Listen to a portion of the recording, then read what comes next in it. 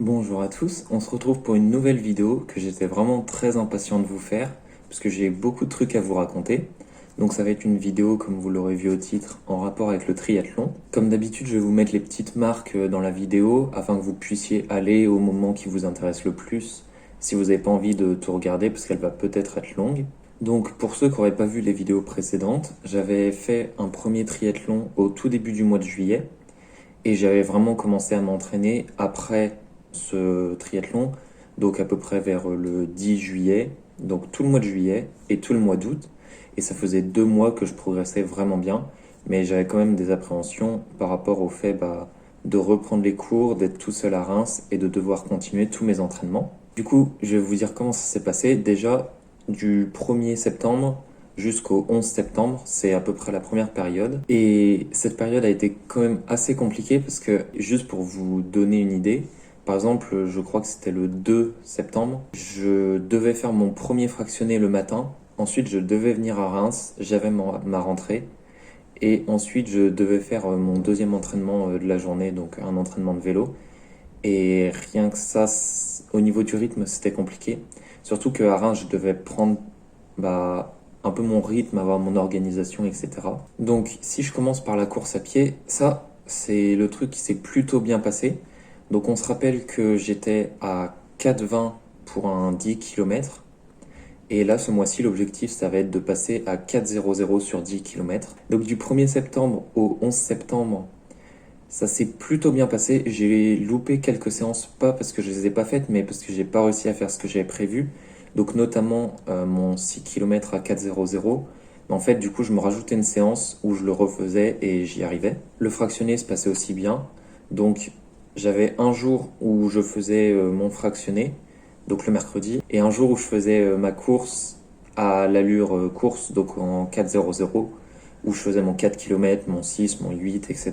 Si vous voulez plus de détails sur les entraînements, n'hésitez pas à aller voir mon autre vidéo, je vous les mettrai en petit i là sur l'information, parce que je les ai bien détaillés dans l'ancienne vidéo et du coup je vais pas le refaire là. Donc pour la course à pied, c'était dur mais ça se passait vraiment bien. Et ensuite pour le vélo, c'est là que ça a été vraiment très compliqué. Pour vous expliquer en détail, quand j'étais en vacances, j'étais chez mes parents et on a une grande piste cyclable où il n'y a personne et on peut faire des centaines de kilomètres dessus. J'ai fait un 150 km dessus et ça se passe très bien. Sauf que ici à Reims, il y a une vélo-voie et elle est blindée de piétons. On peut pas rouler en vélo dessus. Donc du coup, la première fois que j'ai voulu faire mon entraînement le mercredi, mon 20 km, j'ai pas pu faire sur la vélo-voie. J'ai vu que c'était vraiment n'importe quoi. Et du coup, on est obligé d'aller sur la route. Et sur la route, il y a toutes les voitures et tout, donc j'étais vraiment pas à l'aise. J'ai de la chance de connaître un bon cycliste à Reims, et du coup, il m'a dit où je pouvais aller à peu près. Je me suis fait un itinéraire avec Komoot, c'est le logiciel que j'avais utilisé pour aller à Nantes en vélo. Et au fur et à mesure, je me suis adapté à rouler à côté des voitures. Vraiment, les premières fois, ça fait peur. Surtout que les voitures, elles n'en ont rien à faire, elles passent tout près. Et le truc que je ne savais pas aussi, c'est que à Reims, il y a des montagnes. Enfin, pour moi, c'est des montagnes. Par exemple, avant, quand je faisais un 100 km, j'avais 100 mètres de dénivelé. Ici, si je fais un 100 km, j'ai 1200-1300 mètres de dénivelé. Vraiment, ça monte beaucoup comparé à où j'habitais avant. Mais ça, c'est une bonne chose et je vous en parlerai après parce que l'épreuve que je vais faire, il y aura beaucoup de montées et du coup, ça va quand même bien m'entraîner. Et du coup, j'avais 3 sorties de vélo par semaine. La natation, pareil, j'en avais 3 et du coup, j'allais à la piscine, mais tout seul. À Reims, il n'y a pas de piscine de 50 mètres comme où j'étais avant. Et du coup, ça m'a vraiment surpris. Enfin, il y en a une, mais il paraît qu'elle est vraiment pas top et c'est difficile d'y accéder comparé à celle où je vais. Et ça m'a vraiment surpris parce que du coup, sur les piscines de 25 mètres, en fait, les temps ils sont bien meilleurs parce qu'on touche plus souvent le mur et du coup, ça nous fait accélérer, on pousse plus et moi qui nage vraiment lentement, ça me fait nager un peu moins. Donc j'ai continué les séances que je faisais avant, donc c'est-à-dire l'échauffement de 300 mètres, ensuite un 400 mètres, ensuite un 200 mètres, ensuite un 100 mètres et 300 mètres de récup, il me semble. Sauf qu'au fur et à mesure, je mettais plus de volume. Donc au début, je faisais à peu près 1500 mètres. Et à la fin, j'allais plus vers des 2000 mètres pour justement m'entraîner à nager plus. Et je vous avais parlé dans la vidéo précédente que comme j'étais vraiment très nul en natation, je voulais trouver soit un club de natation, soit un club de triathlon où j'aurais des séances de natation. J'ai regardé pour les clubs de natation, mais j'avais maximum 2 séances par semaine. Alors que si je m'inscris en club de triathlon, j'ai à peu près 5-6 séances par semaine si je veux. Du coup, j'ai pris la décision de m'inscrire dans un club. Je me suis inscrit au club de triathlon de Reims. C'était le samedi 11 septembre et j'y suis allé. Ils étaient vraiment tous très cool. J'ai trouvé ça super. Et du coup, ça m'a pas mal motivé, on va dire. Et le lendemain, le dimanche, j'ai fait une sortie à vélo avec eux. Mais c'était une petite sortie à vélo, on roulait très doucement et j'ai trouvé ça vraiment cool parce que je roulais avec des gens. Mais après, c'est le point qui était pas top, c'est que ça m'avait pas vraiment entraîné. Mais au moins déjà, moi qui avais beaucoup de mal à rouler à côté des voitures, en roulant en peloton, c'était beaucoup plus simple parce que les voitures, elles peuvent pas vous doubler comme ça et elles doivent vraiment vous doubler quand elles ont bien la place. Donc pour vous détailler ce qui se passe au niveau de mes entraînements maintenant que je suis dans le club, les séances vélo, je les fais tout seul. Donc le mercredi, souvent j'ai pas cours le mercredi, je fais une grosse séance. Donc c'est mon tour de 75 km avec 1000 mètres de dénivelé. Ensuite le vendredi, je fais en fonction de mon temps. Si j'ai 2 heures de libre, je fais 2 heures de vélo. Si j'en ai 3, j'en fais 3, etc. Et ensuite, le dimanche, je fais la sortie vélo avec le club, donc c'est le dimanche matin, et on fait à peu près pareil, 70 km pour 1000 mètres de dénivelé. Ensuite, pour la course à pied, je fais la séance du mardi soir. Donc le mardi soir, on est beaucoup et c'est toujours de l'intensité, donc ça, je suis vraiment content parce que j'adore l'intensité. Je trouve que c'est ce qui me permet le plus de progresser. Et en fait, comme il y a un entraîneur, les entraînements, ils changent toujours de semaine en semaine. Et je peux pas vous dire ce que c'est parce qu'il y en a vraiment beaucoup du coup, comme c'est jamais la même chose. Mais j'aime vraiment bien. Au début, j'avais un peu de mal à suivre les meilleurs, on va dire. Par exemple, si on était 40-50, j'avais du mal à suivre les 5 premiers, mais j'étais à peu près dans les 6-7e. Et maintenant, j'arrive vraiment à être premier, enfin avec le premier, deuxième, troisième.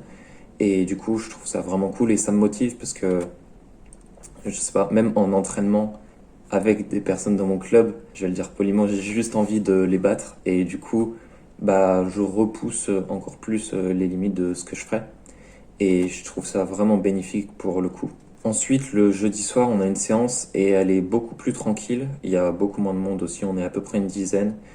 Et là, je pense que j'arrive moins à pousser parce que il y a à peu près personne qui court à ma vitesse le jeudi soir, mais ça fait des entraînements différents. Par exemple, des fois on fait de la pliométrie, des fois on va travailler certaines choses et je pense que ça m'aide aussi pas mal. Et ensuite, le samedi, je fais de la course à pied, mais ça dépend. Si j'ai vraiment beaucoup de douleurs au genou, ce qui m'arrive souvent, je fais pas d'entraînement. Et sinon, je fais soit du fractionné, soit une course assez longue. Donc j'ai fait un 15 km parce que je voulais voir où j'en étais sur mon 21. En fait, ce mois-ci, je voulais faire mon 21 en 5,00. Du coup, je me suis dit que j'allais faire un 15 km en 5,00 et il s'est vraiment très bien passé. J'ai fait mon 15 km en 4,48, il me semble, sans trop forcer. Donc j'aurais clairement pu faire 21 en 5,00. Du coup, j'ai pas recouru de 15 km ou plus parce que je me sentais vraiment bien sur cette distance et du coup, j'ai préféré continuer à améliorer mon 10 km. Et le truc qui est cool, c'est que j'ai trouvé quelqu'un qui est en STAPS comme moi dans le club de triathlon. C'était lors de la première sortie vélo, on a parlé et on s'est aperçu qu'on était tous les deux en STAPS. Et du coup, quelquefois, le mercredi, quand il a pas de cours, il vient avec moi faire la sortie vélo et du coup, c'est vraiment cool. Une fois, on s'est pris 3h30 de pluie. Mais au moins, en étant deux, c'était vraiment plus simple. Surtout qu'à la fin, j'ai crevé, donc ça m'a bien aidé qu'on soit tous les deux. Mais maintenant, je sais changer une roue. Et ensuite, le point que je voulais vraiment le plus améliorer, c'est la natation. Donc la natation en club, ça a démarré qu'à partir du 20 septembre, parce que les piscines rouvraient toutes à partir du 20 septembre et du coup ils pouvaient avoir les créneaux. Donc on va dire qu'avant je nageais à peu près en 2,20 pour mon 1500 mètres et mon 1900 en 2,25. Et maintenant, je pense avoir pas mal progressé rien qu'en 10 jours, parce que je pense être vraiment proche du 2,10 pour 1500 mètres et du 2,15 pour 1900, voire 2000 mètres, donc c'est cool. Aussi, j'ai renagé tout seul un 3000 et un 4000 mètres. C'était la première fois que je faisais un 4000 mètres et mes temps étaient assez bons, donc je suis vraiment content parce que même sur la distance, j'y arrivais bien. Et du coup, la natation, j'y vais donc le lundi soir. Je peux pas y aller le lundi matin parce que j'ai pas vraiment le niveau, c'est la séance où il y a tous les meilleurs. Donc le lundi soir, j'y vais le mardi midi, j'y vais aussi le jeudi soir après la course à pied, et j'y vais le samedi après-midi, ouais c'est ça. Le samedi après-midi, la séance est vraiment cool parce qu'on fait de 15h30 jusqu'à 17h, et après on peut rester de 17h à 18h quand il n'y a personne. Donc c'est super cool, vraiment. C'est là que j'ai nagé mon 4000 mètres et c'était trop bien. Et du coup là pour l'instant en club, bah, j'ai vraiment l'impression d'arriver à reprogresser parce que déjà on nage plus. Sur chaque séance on fait entre 2000 et 3000 mètres. Donc ça me fait à peu près 10 km de natation par semaine. Ça me fait plus de volume qu'avant. Et surtout, avant je nageais par exemple, si je faisais ma séance de 1800 mètres, je faisais 1800 mètres crawl sans m'arrêter et puis c'était tout. Ou sinon je faisais comme je vous expliquais 300, 400, 200, 100, puis 300. Alors que maintenant, on fait beaucoup d'exercices différents. Je vais vous donner plein d'exemples parce que j'aurai pas tous les exercices en tête, mais on va faire échauffement 300 mètres crawl. Ensuite, on va faire 4 fois 50 mètres avec le premier 25 en éducatif et le deuxième 25 avec la nage. Donc par exemple, je vais faire un éducatif crawl, retour en crawl, éducatif brasse, retour en brasse. Ensuite, on va faire, je sais pas, 4 fois 100 mètres avec 50 où on fait le moins de coups de bras possible et 50 où on revient en nage souple. Par exemple, on va aussi faire 100 mètres en nage mais en 3 temps. Ensuite, 100 mètres en nage en 5 temps, 100 mètres en 3 temps, 100 mètres en 5 temps. Donc on va vraiment beaucoup varier les exercices. On va pouvoir aussi faire 8 fois 50 mètres où en fait le premier 25, on va le faire en 3 respirations sur la longueur et le deuxième, le retour, en 4 respirations. Et du coup, on va faire 8 fois ça. Donc les exercices sont vraiment variés. On fait de la technique sur le crawl, sur d'autres nages et je pense que ça m'aide beaucoup à progresser. Je sais pas si je vous ai déjà montré mon vélo, mais si jamais vous ne l'aviez pas vu, il est juste là, derrière moi. Donc comme ça, vous l'aurez vu. Et justement, en parlant de mon vélo, belle transition, j'ai travaillé sur ma nutrition en vélo. En fait, avant, je ne buvais pas, je ne mangeais pas sur mon vélo. Je faisais juste que rouler. Et c'est lors d'une sortie où j'ai vraiment eu beaucoup de mal que on m'a dit que ça pouvait venir aussi de ça. Et du coup, j'ai travaillé pas mal dessus, donc c'est toujours pas fou, mais c'est mieux. Mon plan de nutrition, il est pour mon 70 km. Si je fais 50 ou moins, ça me sert pas. Je vais juste prendre de l'eau. Donc déjà, j'ai pris de la boisson isotonique. Donc pour vous expliquer très vite fait, c'est vraiment pas du tout du détail et allez vous renseigner si vous voulez plus de détails. C'est une boisson, donc là c'est, on va dire, une sorte de poudre que je mets dans mon eau. Et du coup, ça redonne pas mal d'énergie, notamment du coup des glucides. Donc j'ai mon bidon de 800 millilitres et je mets 3 secoupes dedans. À chaque fois, je vous expliquerai après combien ça me rapporte de calories. Donc avec mon bidon de 800 millilitres, toutes les 20 minutes, je bois 3 à 4 gorgées. Et ça va me faire du coup épuiser tout mon bidon de 800 millilitres sur ma sortie de 70 km qui dure à peu près 3 heures ou un peu plus, ça dépend des fois. Et ensuite, pour amener encore plus de glucides et donc d'énergie, je vais prendre au bout d'une heure une barre, au bout de 2 heures un gel et au bout de mes 3 heures une autre barre. Et en fait, le tout, ça me rapporte 500 kilocalories. Donc du coup, sachant que sur ma sortie, je perds approximativement entre 1500 et 2000 kilocalories, là, ça m'en rapporte 500, ça fait à peu près un quart, voire un tiers. Donc c'est vraiment cool, ça m'aide pas mal au niveau de l'énergie. Et ça m'évite d'avoir un gros coup de mou, surtout à la fin, par exemple vers 60 km où j'arrive plus du tout à pousser. Pour l'instant, au niveau nutrition, je suis vraiment pas bon dessus. Donc je vous referai des vidéos dessus, mais une fois que j'aurai appris beaucoup plus de choses. Parce que là, ça sert à rien que je vous en parle plus en détail, alors que moi-même, je ne sais pas trop. Et on va passer à une partie importante du coup de mon mois de septembre. C'est mon inscription pour l'Ironman 70.3 de Vichy en 2022.